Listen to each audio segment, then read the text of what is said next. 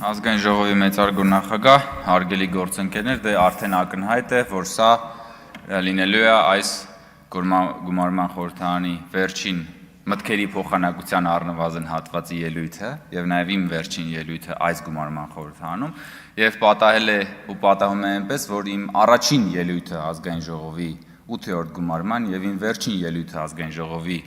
8-րդ գումարման նույն թեմայի մասին եմ։ Իմ առաջին ելույթով ես այս ամբիոնից ներկայացրել եմ ազգային ժողովի նախագահի մեր տեխնացու Ալեն Սիմոնյանին եւ իմ վերջին ելույթով այս ամբիոնից ես ուզում եմ շնորհակալություն հայտնել եւս մեկ անգամ ազգային ժողովի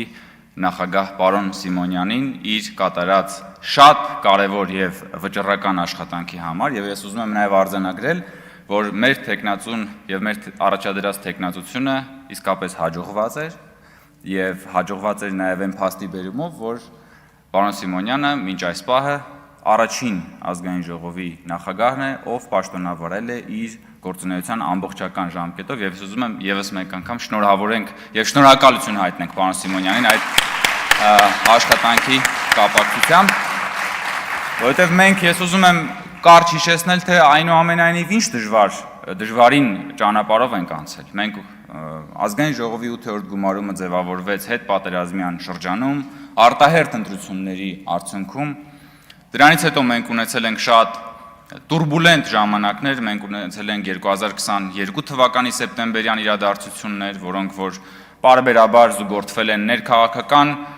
տարատեսակ վայրիվերումներով։ Մենք ունեցել ենք 2023 թվականի սեպտեմբերյան իրադարձությունները,